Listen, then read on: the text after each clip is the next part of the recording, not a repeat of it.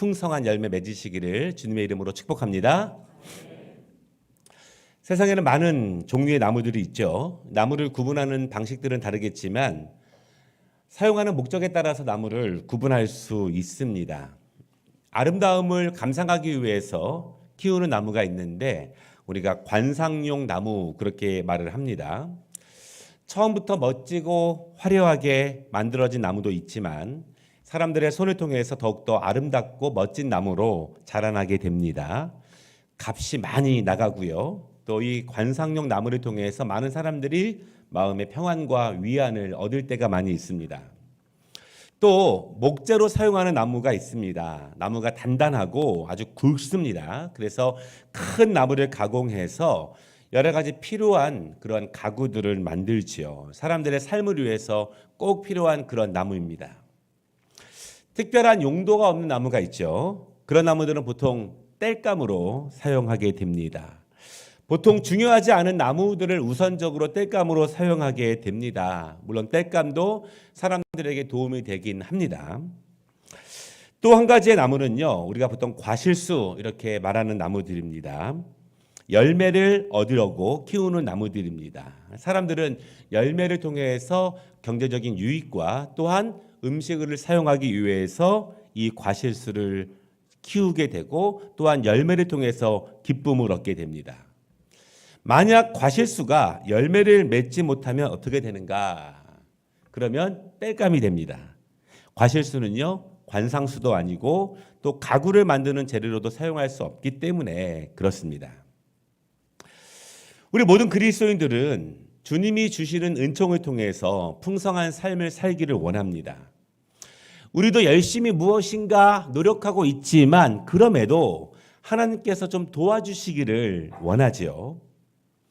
영원한 천국의 삶을 사모하지만 이 땅에서도 하나님이 주시는 은총을 통해서 풍성한 삶을 살기를 원합니다. 이런 마음이 우리 모두에게 있습니다.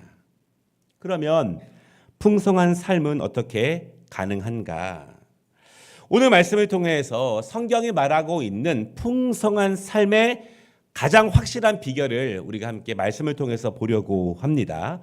그리고 오늘 말씀을 통해서 우리의 삶과 영에 잘 적용해서 우리의 남은 인생 가운데 주님이 주시는 은총을 통해서 풍성함을 우리 모두가 경험하시기를 주님의 이름으로 축복합니다. 첫 번째 말씀은요, 포도나무 진실과 오해예요. 진실과 오해. 이 첫 번째 부분에서는 우리가 성경을 조금 공부하는 시간을 가져보려고 합니다. 한번 잘 듣고 또 정리해 보시면 좋겠어요. 오늘 우리가 함께 읽은 말씀은 예수님께서 제자들에게 하시는 말씀입니다. 그리스도인들에게 해당되는 말씀이에요. 이 말씀을 보면 1절에 하나님과 예수님 그리고 우리와의 관계에 대해서 정확하게 설명을 해주고 있습니다. 예수님은 포도나무시고 하나님은 농부시면서 주인이십니다. 그리고 우리는 포도나무에 붙어있는 가지다 이렇게 말합니다. 그러니까 같은 운명 공동체예요. 떼어서 설명할 수가 없습니다. 물론 포도나무 이렇게 말씀하시는 것은 비유입니다. 예를 들어서 이렇게 설명하신 거예요. 그런데 이 많은 나무 가운데 왜 굳이 포도나무를 우리의 어떤 정체성에 대해서 설명을 하시는가? 간단히 생각해 보면요, 포도나무는 열매 외에는 어디에도 쓸모가 없는 그런 나무입니다. 열매가 없다면 포도나무를 어디에 쓰겠습니까? 관상용으로 쓸 수도 없고 목재로도 더더욱 쓸모는 없죠. 여러분, 그런데 구약 성경을 보면은요, 이 포도나무에 대한 말씀이 계속 나오고 있습니다. 그러면서 이스라엘을 말할 때 포도나무 이렇게 말한 성경 구절이 굉장히 많이 있습니다. 시편 80편 8절에 보니까요, 주께서 한 포도나무를 애굽에서 가져다가 민족들을 쫓아내시고 그것을 심으셨나이다. 하나님께서 이스라엘을 애굽에서 가나안으로 옮겨 심으셨다 이렇게 말씀하실 때 포도나무로 말씀을 하세요. 이사야 5장에는요 보다 더 정확한 표현이 있는데요. 나는 내가 사랑하는 자를 위하여 노래하되 내가 사랑하는 자의 포도원을 노래하리라. 내가 사랑하는 자에게 포도원이 있으며 심히 기름진 사내로다.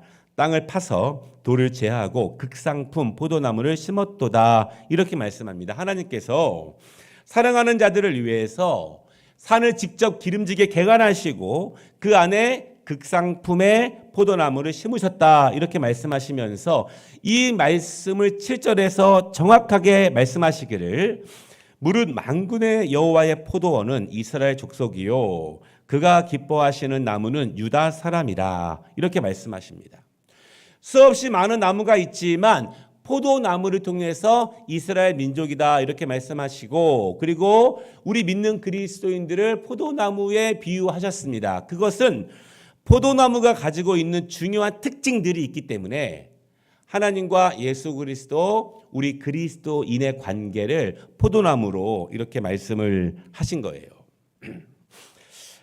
오늘 우리가 함께 읽은 말씀을 볼 때 우리가 한번 두 가지로 먼저 한번 생각해 볼 것이 있는데요. 첫 번째로 가지는 누구인가 이것입니다. 가지는 누구인가 이것을 정확하게 우리가 알고 넘어갈 필요가 있습니다. 예수님은 포도나무시고 하나님은 농부십니다. 그러면 포도나무 가지는 누구인가? 가지는 누구인가? 가지는 성도입니다. 오늘 말씀은요, 예수님께서 제자들에게 하시는 말씀이에요.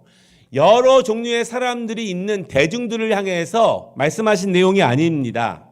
누구에게 하신 말씀인가? 예수님을 주로 고백하는 사람들에게, 예수님을 하나님의 아들로 믿고 따르고 섬기고 있는 사람들을 향해서 말씀하시는 거예요. 가지는 그리스도인들이다. 일반 세상 사람들이 아니다. 그런 말씀이에요.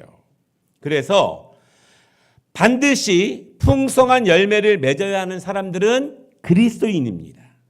세상 사람들에게 풍성한 열매를 맺으십시오 이렇게 말하는 것이 아니라 예수님을 주로 고백하고 있는 사람들, 살아계신 하나님을 믿고 있는 사람들, 그 사람들에게 반드시 열매를 맺어야 합니다. 이렇게 하시는 말씀입니다. 그러니까 열매를 맺어야 하는 가지는 다른 사람이 아니라 바로 우리, 바로 내가 열매를 맺어야 합니다. 두 번째, 그럼 2절에 있는 것처럼 버려지는 가지는 누구인가? 이거예요. 버려지는 가지는 누구인가?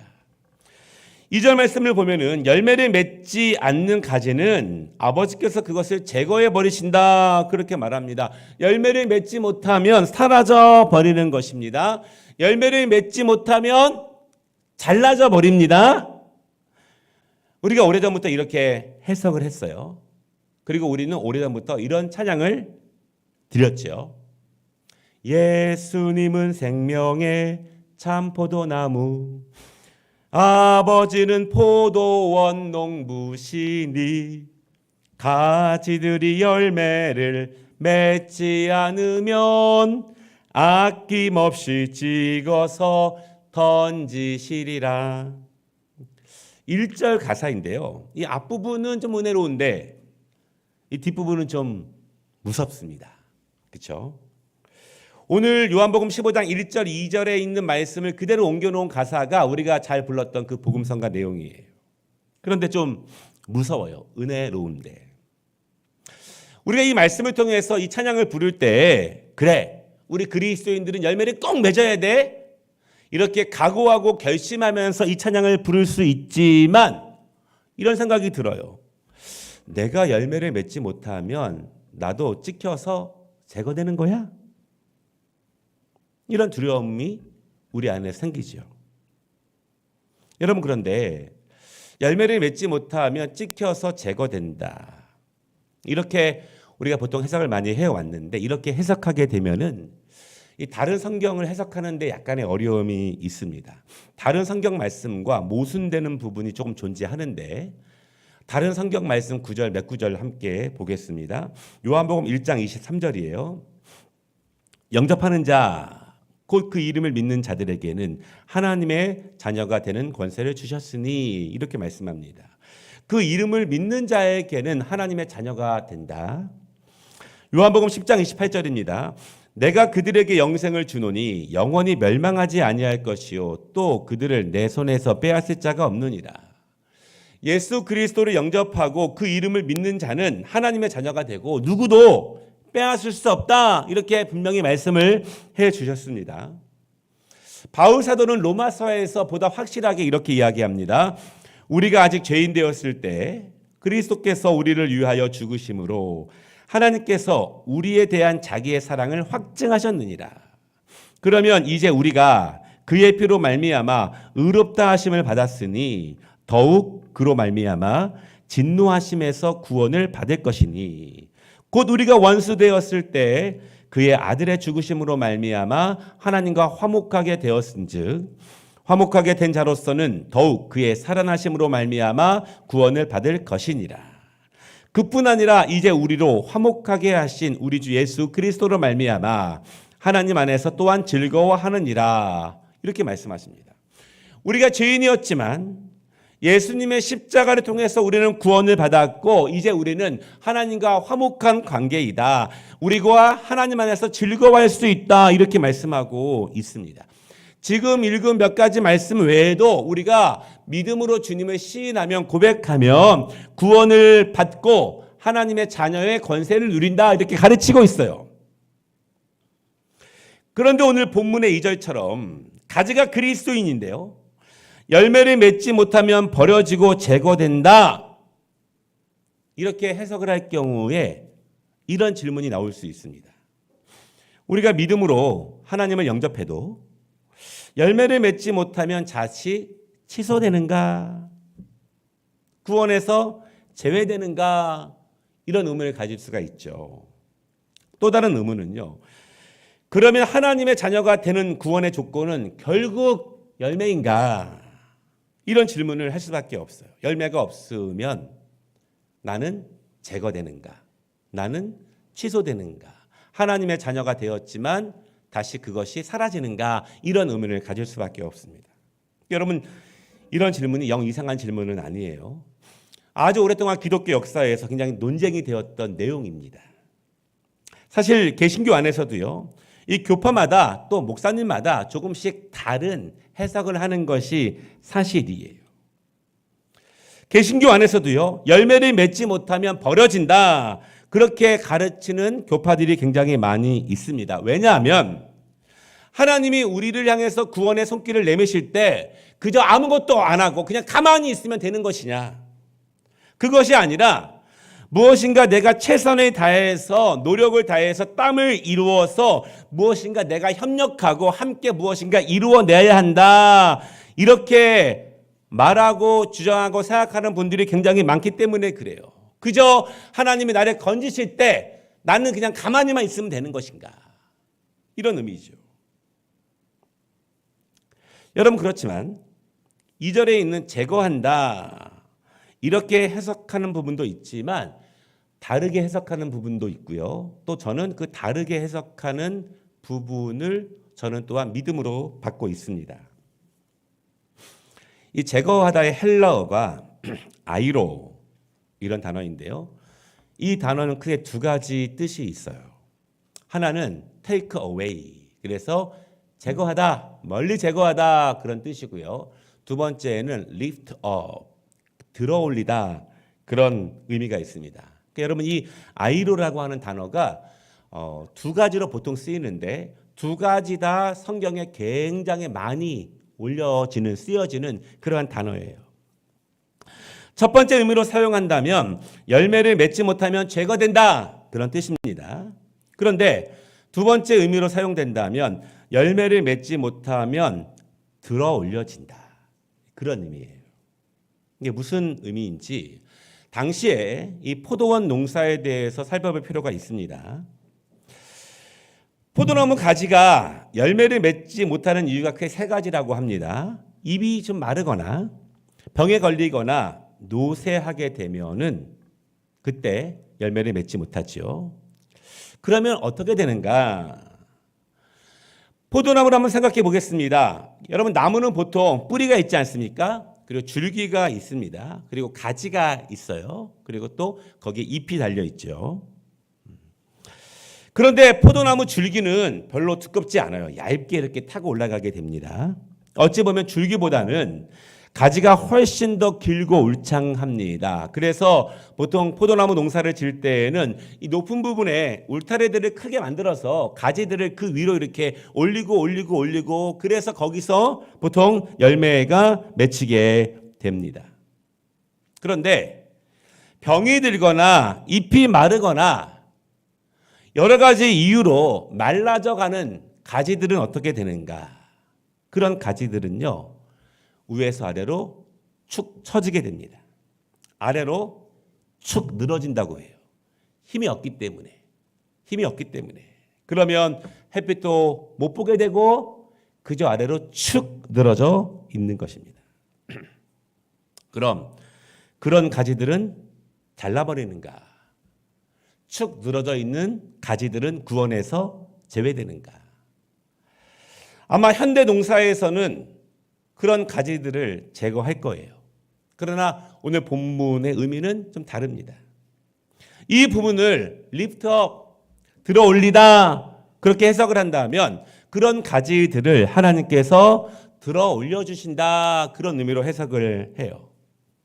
축 늘어져 있지만 햇빛을 더욱 잘 받을 수 있도록 물을 더욱더 잘 흡수할 수 있도록 위로 들어 올려주신다 그런 의미입니다.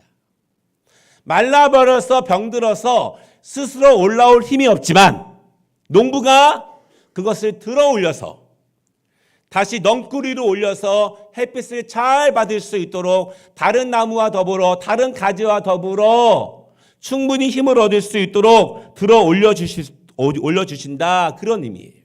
잘 회복할 수 있도록. 여러분 너무나 당연하고 은혜로운 해석입니다. 왜냐하면 하나님은 병든 자녀는 제거하시는가?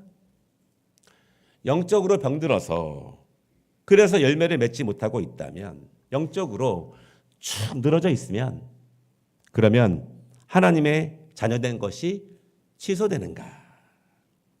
그렇지 않아요. 하나님은 들어 올려주십니다. 상한 갈대 하나도 귀하게 보시는 하나님께서는 다시 회복되도록 다시 영양분을 충분히 받을 수 있도록 하나님은 농부는 그렇게 일하신다는 거예요. 성령께서 계속 그에게 말씀을 공급하십니다. 다시 영적인 영양분이 채워질 수 있도록 믿음의 종들을 통해서 하나님이 일하신다는 것입니다. 여러분 믿음의 동역자들의 역할이 너무너무 중요해요. 좀 주위를 둘러보십시오. 좀 처져 있는 가지들 있지 않습니까? 스스로 절대 올라오지 못하는 늘 처져 있어서 계속 시들어 있는 점점 죽어가고 있는 결실을 전혀 맺지 못하고 있는 그 가지들 믿음의 동역자들이 그 가지를 위로 올려주는 게 중요해요. 햇빛을 더욱더 잘 받을 수 있도록 영양분을 계속 공급받을 수 있도록 그저 보고만 있는 것이 아니라 진짜 농부라면 진짜 사랑하는 농부라면 그 병들어서 늘어져 있는 나무들을 계속 올려주는 거예요. 처지면 올려주고 처지면 올려주고 하나님께서 이렇게 일하심을 믿으시기를 바랍니다. 이런 하나님의 은혜를 우리가 찬양해야 합니다. 우리가 열매를 맺지 못한다면 주 안에서 풍성한 삶을 살지 못한다면 참 안타깝고 불행한 신앙인의 모습일 것입니다. 그렇지만 하나님은 그렇다고 해서 우리를 제거하시는 것이 아니라 믿음의 동역자들을 통해서 우리를 고치시고 회복시키시는 그 하나님을 찬양하시기를 주님의 이름으로 축복합니다. 그러면 어떻게 풍성한 열매를 맺을 수 있을까? 유일한 비결이에요. 어떻게 풍성한 열매를 맺을 수 있을까? 오늘 제목처럼 그리스도인으로서 주님이 주시는 가장 풍성한 열매를 거둘 수 있는 비결, 그 방법이 4절에 있는데요. 주님이 말씀하시는 가장 확실한 방법입니다. 그것은 내 안에 거하라 이것입니다. 주님 안에 거하는 것, 이것 외에는 다른 방법이 없어요. 다른 곳에서 은총을 구하는 것이 아니라 주님이 주시는 은총을 구하고 있다면 주 안에 거하시기를 바랍니다. 이것이 핵심이고 이것이 진리예요. 주님이 은총을 주시기를 원한다면, 주님이 공급해 주시기를 원한다면 주 안에 거하시기 바랍니다. 이 법칙을 떠나서 주님의 은혜, 하늘의 은총을 구한다는 것은 무지이고 불신앙이에요. 절대로 은총이 임할 수 없어요. 그런데 여러분, 아주 중요한 것이 있어요. 많은 분들이 혼동하고 있는 부분이 있습니다. 그리스도 안에 있는 것과 그리스도 안에 거하는 것은 다릅니다. 조금 다른 것이 아니라 완전히 다른 것입니다. 쉽게 말하면 학교 안에 단순히 있는 것, 교회 안에 단순히 있는 것과 거하는 것은 다른 거예요. 학교 안에서 교제를 하고 즐겁게 지내는 것, 그것이 학교의 근본 목적은 아닐 수 있습니다. 교회 안에서 출석을 하고 어떤 사역을 하고 잠깐의 교제를 하고 있는 것 자체가 교회가 세워진 목적은 아니에요. 내가 그 안에 속해 있다, 내가 그 안에 앉아 있다, 학교 혹은 교회 안에 앉아 있다, 그것이 무엇을 보장하는 것은 아니라는 거예요. 거기서 일종의 신앙적인 종교적인 만족감을 얻거나 추구하는 것은 바른 모습은 절대 아닙니다. 그저 내가 종교란에 기독교 이렇게 쓴다는 것, 내가 어느 교회에 등록되어 있는 것, 내가 정기적으로 교회에 출석하고 어떤 활동을 하는 것, 그것이 거하는 것은 아니라는 말씀이에요. 그리스도인들이 하나님의 자녀로서 주님이 주시는 은총을 통해서 결실을 맺는 그 가장 확실한 방법, 오늘 본문에 두 가지로 말하는데요. 첫 번째는 잘 붙어 있는 것입니다. 잘 붙어 있는 것. 2절과 4절에 그렇게 말합니다. 결실을 맺는 가지가 되기 위해서는 잘 붙어 있어야 한다. 여러분, 잘 붙어 있는 것이 무슨 의미냐면 뿌리로부터 영양분을 계속 늘 공급받고 있는가, 그런 뜻이에요. 가지는 영양분을 스스로 만들어내지 못합니다. 가지는 스스로 자라는 존재가 아니에요. 가지는 공급받는 존재이지 그가 결실에 필요한 영양분을 스스로 만들어내지 못합니다.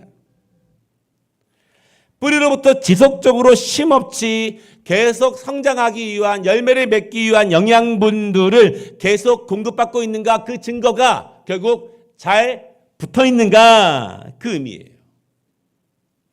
정말 중요한 점은요, 가지는 작은 부분이지만 포도나무에서 가장 핵심적인 역할을 합니다.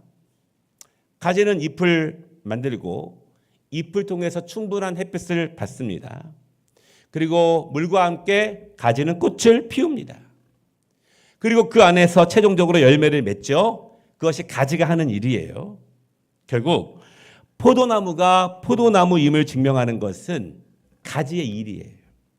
가지의 역할이고 가지의 사명입니다. 가지에서 포도나무가 열려야 이것이 포도나무구나, 이렇게 아는 것입니다.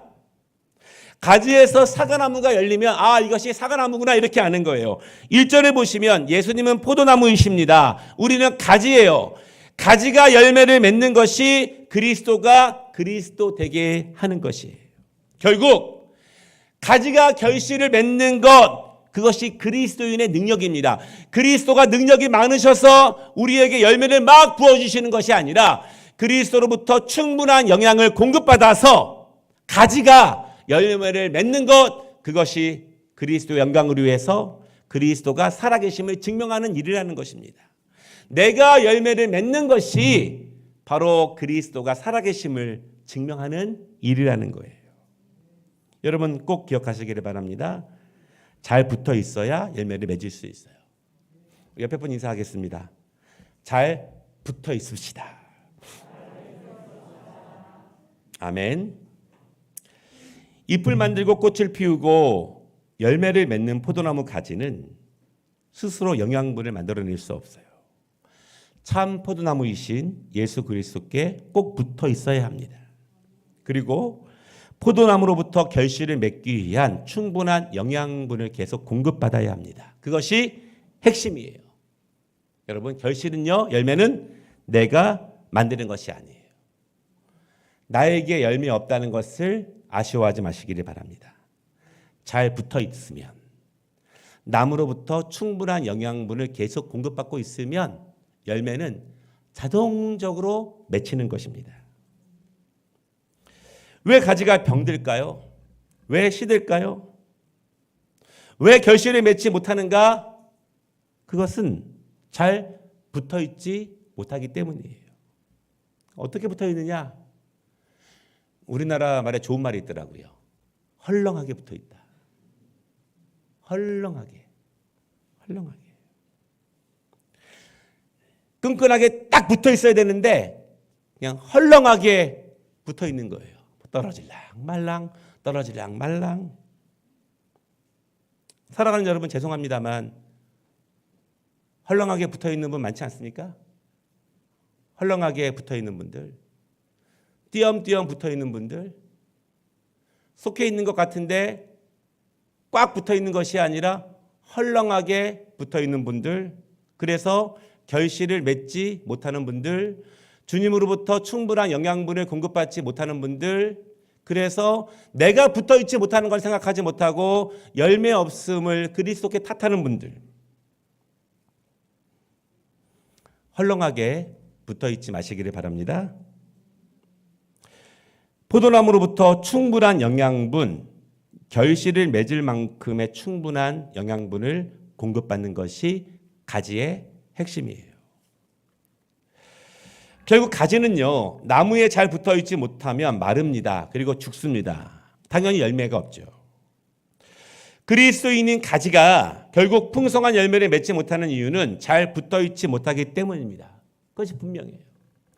우리가 열매를 맺으려고 하는 간령 가질 필요 없습니다. 우리는 그저 잘 붙어 있는 일만 잘하면 되는 거예요.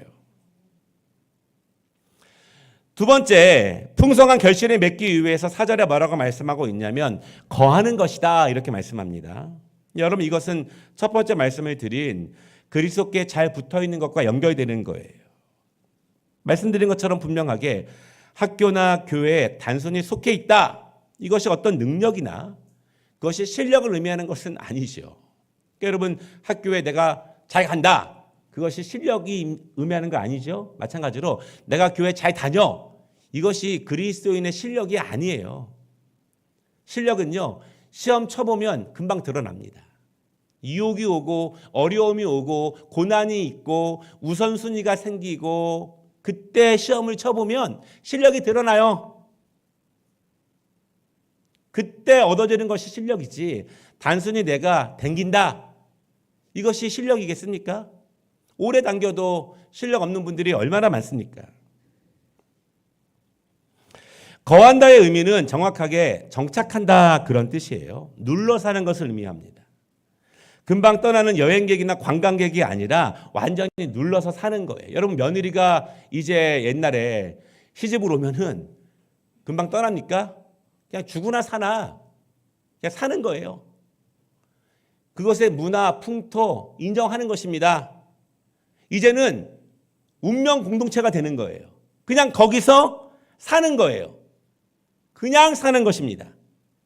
하나가 되어가는 것이고 일체가 되는 것이에요. 성경에서 이 거한다, 이것이 굉장히 많이 나오고요. 그때마다 굉장히 중요한 의미로 우리에게 말씀하고 있는데 4절을 다시 한번 보면 내 안에 거하라 나도 너희 안에 거하리라. 내가 주 안에 거하는 것이 왜 중요하냐면 주님이 내 안에 거하는 것과 연결되기 때문에 그렇습니다. 잘 붙어있다는 의미예요. 헐렁하게 붙어있는 것이 아니라 끈끈하게 붙어있다는 의미입니다. 그런데 이 거한다고 하는 의미가 요한복음 6장을 보면 보다 확실하게 우리에게 증명하는 것이 있어요. 내 살을 먹고 내 피를 마시는 자는 내 안에 거하고 나도 그의 안에 거하나니. 아멘. 영적으로 연결되는 것이고 육적으로 연결되는 것입니다. 영적으로 붙어있는 것이고 육적으로 붙어있는 거예요. 포도나무와 가지는 이렇게 붙어있는 거예요. 붙어있는 것입니다. 끊어지지 않는 것입니다. 다른 것으로 끊을 수 없습니다. 영으로 연결되고 삶으로 연결되는 것입니다. 우리는 그것을 보통 성령이 주관하는 사람 그렇게 말해요. 중요한 사항마다 결정적인 순간마다 성령께서 가르치시는 것이 그를 움직이고 그를 말하게 하는 사람이에요. 그리고 우리는 그러한 사람들을 계속 예수님을 닮아가는 사람, 그렇게 말합니다. 그렇게 붙어 있는 거예요. 포도나무를 생각해 보면 너무 분명해지죠. 나무와 가지는 일체입니다. 완전히 붙어 있는 것입니다. 완전히 같은 목표를 공유합니다. 그것이 그리스도 안에 거한다는 것입니다. 거해야 열매가 맺힙니다.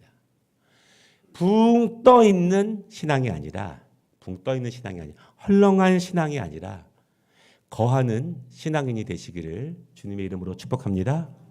말씀을 마치겠습니다. 2절을 보면은요, 잘 연결되어서 이미 열매를 맺고 있는 가지들이 있는데 그 가지들은 더 열매를 맺게 됩니다. 더 열매를.